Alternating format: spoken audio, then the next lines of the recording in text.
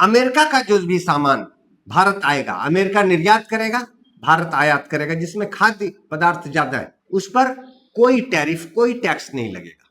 उस समय कई राजनीतिक दलों ने, सोशलिस्ट पार्टी इंडिया ने भी और कई किसान संगठनों ने भी इसका विरोध किया था, क्योंकि हकीकत यह थी और यह है कि अगर अमेरिका में किसी खाद्य पदार्थ का, दाल का ही मान लीजिए कि 30 रुपया अगर लागत आता है, उसको वहां अमेरिका के पास मॉडर्न टेक्नोलॉजी, अगर 30 रुपया लागत आता है प्रति केजी एक खाद्य पदार्थ का, दाल जैसे किसी खाद्य पदार्थ का, और वहां की कंपनी उस पर 10 रुपया मुनाफा लेकर के बिना किसी भारतीय सरकार के टैक्स के अगर यहाँ के बाजार में उतार देती है तो 40 रुपया उसका रेट होता है। और दूसरी तरफ हमारे जो किसान हैं, जो पुराने टेक्नोलॉजी, जो परंपरागत कृषि को ही अब तक ढोए जा रहे हैं बहुत जगह, ज्यादातर जगहों पर, वे अगर उसी दाल को, 1 केजी दाल को अगर मार्केट तक, बाजार तक, भारतीय बाजार तक पहुंचाने जाएंगे तो उनका लागत कॉस्ट ही 40 रुपया पड़ जाएगा।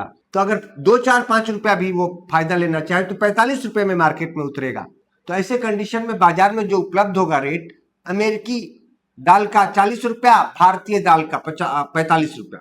तो ग्राहक तो CNF तो डिस्ट्रीब्यूटर अगर रेट को मिलान करेगा तो अमेरिकी दाल को प्रेफर करेगा, और ऐसे में भारतीय किसान मजबूर होंगे कि उनको या तो नहीं बिकेगा या तो कम रेट कर दो, तो लागत से भी कम कर दो तभी बेच पाएंगे, उसको प्रतियोगिता दे पाएंगे। और अगर लागत से कम करके 1 साल बेचना पड़ा तो फिर उसमें से किसान अपना जीवन यापन भी करने में कुछ खर्च कर देगा, तो अगले साल उसको फसल बोने में उतनी पूंजी नहीं रह जाएगी, तो कम पैदावार होगी उसकी, या फिर कर्ज लेना पड़ेगा, कर्ज में डूबेगा।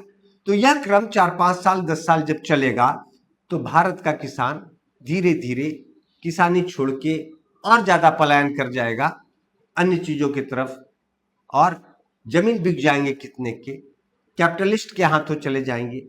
और इस हालात में भारतीय किसान नेस्तनाबूद हो जाएगा और कैपिटलिस्ट और अमेरिका के प्रोडक्ट भारतीय बाजार में हावी हो जाएंगे।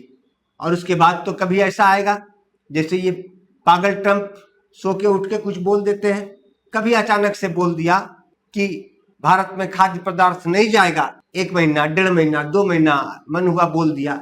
जैसे आज हमें निर्देश देते हैं कि रूस से तेल नहीं खरीदेगा, फिर कहते हैं अच्छा 1 महीना का छूट दे दिया, खरीद सकते हो 1 महीना, फिर रोक लगा देते हैं कि कम ही मात्रा में खरीदोगे, जितना हम चाहें उतना नहीं खरीद सकते हैं। तो अगर ऐसा कभी खाद्य पदार्थ पर आगे चल के अमेरिकी खाद्य पदार्थों पर डिपेंड करने लगेगा, भारतीय किसान किसानी छोड़ के भाग चुके होंगे, जमीन बिक चुकी होगी उनकी, और वह जब रोक लगा देगा तब तो यहाँ खाने को भी त्राहिमाम हो जाए। हम लोगों ने बिहार के ही मुजफ्फरपुर में सोशलिस्ट पार्टी इंडिया ने ट्रंप और मोदी जी के इस समझौते के विरोध में इन दोनों का पुतला जलाकर विरोध प्रदर्शन किया था वहाँ। और तब हमने कही थी यह बात कि जिस प्रकार अंग्रेजों को व्यापार का परमिशन देकर सूरत में, गुजरात में जहांगीर ने जो भूल की थी, गुलामी की शुरुआत हो गई थी, वहीं से एक तरह से वही शुरुआत इस टैरिफ को मान करके मोदी जी ने की है, हमारे प्रधानमंत्री ने जी की है, और हम गुलामी की तरफ एक कदम बढ़ा चुके हैं। और अब जो दृश्य सामने आ रहा है आज के डेट में, लेकिन क्या करेंगे, आज के डेट में यह साफ साफ हो चुका है कि हम लोग अमेरिकी आर्थिक साम्राज्यवाद के गुलाम हो चुके हैं। भारत गुलाम हो चुका है, हम सभी लोग भारत के उसके गुलाम हो चुके हैं। यह तो सिर्फ गुलामी में होता है इस प्रकार कि हम ना भी चाहे तो मान रहे हैं। हम रूस से कितना तेल खरीदेंगे, हम ईरान से कितना खरीदेंगे, जबरन अमेरिका से खरीदना पड़ेगा, ये कोई तय करेगा कि मुझसे ही खरीदो।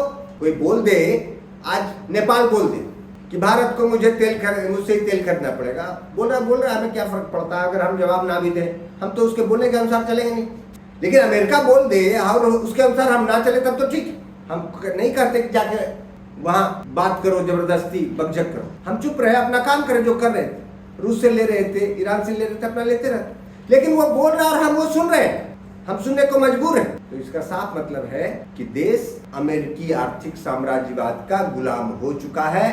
प्रधानमंत्री श्री नरेंद्र मोदी जी के शासनकाल में उन्होंने अपने चंद उद्योगपतियों के लाभ के लिए पूरे देश को गिरवी रख दिया।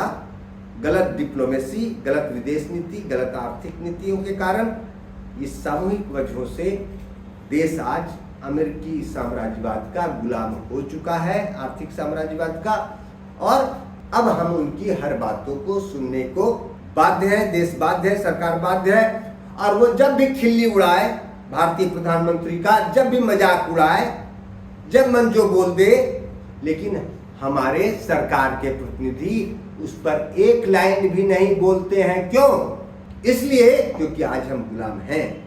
आप बोल के देखे ऑस्ट्रेलिया, बोल के देखे कनाडा, बोल के देखे पाकिस्तान, बोल के देखे श्रीलंका, बोल के देखे जापान, हमारे प्रधानमंत्री के बारे में मजाक उड़ा के, खिल्ली उड़ा के बोल के देखे वहां का कोई सरकार का आदमी, विदेश मंत्री। आप देखिए यहां से इतने जवाब जाएंगे, इतने जवाब जाएंगे, क्योंकि हम उसके गुलाम नहीं है। आप हमें भला बुरा कहेंगे तो हम भी बोलेंगे, लेकिन अमेरिका जब हमारा बुरा बोलेगा तो हम कुछ नहीं बोल पाते। क्यों नहीं बोल पाते?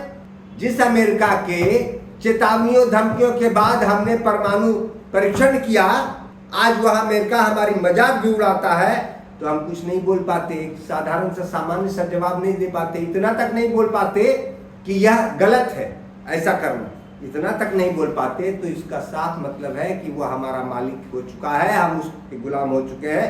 मोदी जी ने देश को गुलाम बना दिया है।